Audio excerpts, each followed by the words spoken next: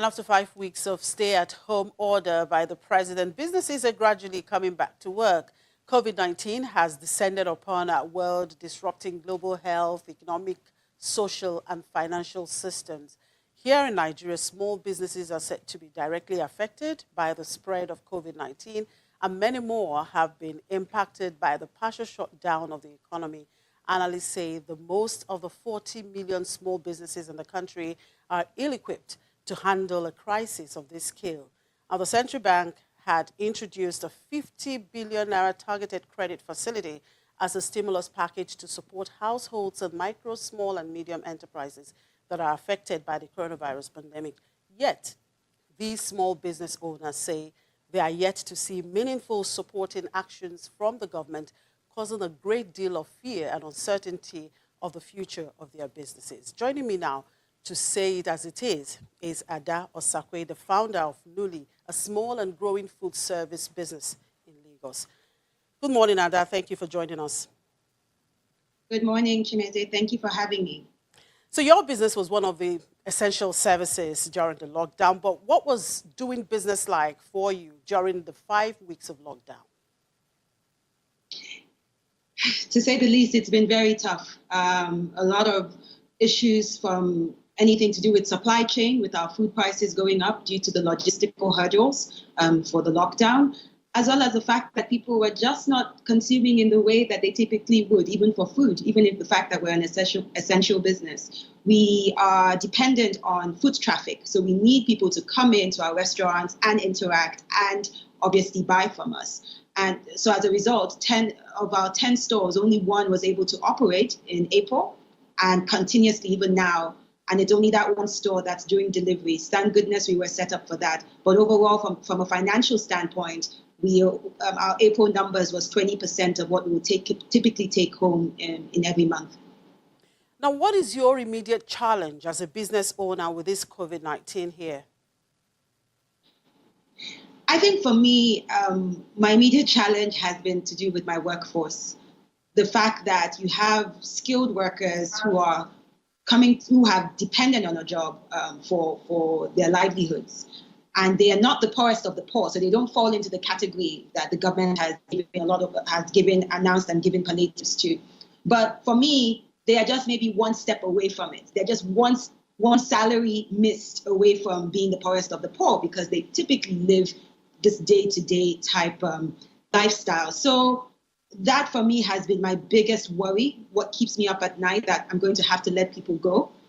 For April, we couldn't pay everyone a full salary. I managed to do a little bit for everybody, at least 20%, and then also complemented it with giving them food packs so that they can actually at least eat and feed their families. But I think that's maybe my biggest worry. And if that's the case, and that's me, and you have thousands of other SMEs in the same situation with the workforce, and these people are potentially going to be out of a job, we're pretty much in a society, our economy is pretty much finished. Well, the central bank announced a stimulus package of 50 billion naira for SMEs and households affected by the COVID-19. Have you tried to take advantage of that? Indeed, we have, and we have encouraged a lot of people to do the same. But, I was really glad that, at least the central bank took that initiative, and they did it very early on, like the middle of March or so. So we're 7 weeks into what they've announced, and yet I don't know a single person who has received it. I haven't received it. Other businesses, I put it on my social media to ask. I call people up. Until now, we haven't received anything. They did announce that they've given out over 3,000 loans they've disbursed. And we're still looking for where that's gone. But we're hopeful, we're all very hopeful that we're still going to get that call saying that we have received something. But honestly, 50 billion was really a drop in the ocean. It was a good start, and good start and initiative from the central bank. I'm still looking for fiscal responses from our government, from Ministry of Finance, from the Ministry of Trade and Investment, to come out and put some actual money on the table to support and protect jobs or protect livelihoods. Now, okay, you haven't received the 50 out of the 50 billion naira, announced by the central bank. Yet, okay, you are calling for more stimulus package. What sort of stimulus package would you be wanting now? So there are a number of things. I just mentioned that I believe there should be a fiscal response as well. And in that regard, we put together a 10-point policy plan and sent this out to the government for them to digest. So it was not only about And what is criticizing this or plan calling out you the are government. talking about? So we actually put solutions in place. And the number one thing was to put a 50 billion outright grant to give out money to business owners for running their businesses, including paying their staff. So that's outright giving out grants to businesses and not loans. A second thing we looked for there was to give loan forgiveness. Some of us have existing loans as small and medium enterprises, and not only about for giving forbearance and pushing this out, but we really don't know there's no money coming in, and it's really tough to see where the future lies post-COVID or with COVID, the COVID reality we live in right now. So we actually asked for forgiveness. We asked for guarantees for the government to use their own position to guarantee loans, to put liquidity and put that monetary stimulus into the economy for small businesses, because many of us don't have the types of collateral that businesses typically ask for. So if the government or one of their typical agencies or something that has a solid rating can give a guarantee, that would open up a lot for businesses. Some of the other things we did, even from a non-financial standpoint, as in, okay, you don't have money, all prices are down, the government is actually scrambling itself. Things like taxes, right? VAT, payee taxes. Why are some of us still getting folks reaching out to us from the offices, the revenue offices, asking for us to pay for March and April? It's so insensitive. And I think we need to take that broad view and think about some of these non-financial things that government can actually do to show that they are thinking about small businesses who are operating right now and entrepreneurs. A final thing I would say, there were 10 points, but another big one that we put there was issues around another non-financial was give some SME support. This is a time that everyone's moving to understanding and appreciating the need for digital transformation. And many small businesses were not ready for this. In fact, many big businesses were not even ready for this.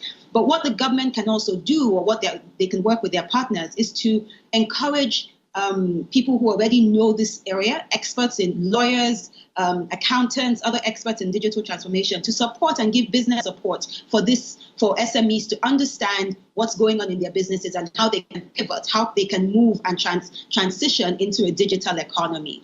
So those are some of the 10 points we gave, and right now we still haven't heard back and we haven't seen anything. And that's really what gets to most of us as small business owners. Now, what are your associations, such as Nigerian Association of Small and Medium Enterprises and Nigerian Association of Small-Scale Industrialists, doing to support the members, particularly towards gaining access to this funding? Yes. So the operational teams of the NASME and NASI, they've kind of come together and they actually put something forward to the central bank that our members don't have collateral for your loans, to access the loans, but can we collectively be the backstop for our members to be able to access? So they did try to organize their members and speak on behalf of their members to access the 50 billion. However, I do not know, a lot more was asked, and but definitely something is going on. But we just need more, Chibeze. We need more. We need attention, and it's just unfortunate. I still can't. It actually baffles me, the fact that so many other countries, it was almost their first response. Countries like Ghana, within the first week of the lockdown, they had announced $200 million going to small and medium enterprises, and I just can't understand how a country like Nigeria hasn't even spoken a word about it. So I think that's really why we're now suddenly in a situation that we've set up our own business networks, working with NASI as well, and all the associations to just get ourselves together, because it's almost a situation that we can't wait for government. Sure, when you work with your association, definitely you would get an answer. Anyway, now that the lockdown has been partially lifted, what has changed in the way you do things? Nothing much, honestly. Many people are still afraid to go out. I tried to venture out to a bank yesterday, and I got there at 8:30 a.m. before they opened, and the place was packed. I was given a token of number 69, and I was like, how am I going to stand right here? And how am I going to even send my staff to pay in cash if they need to, with so many people without face masks, people just standing and trying to get into a bank? So nothing really has changed in terms of the impact of our business on our business. It's still pretty slow. It is still very slow.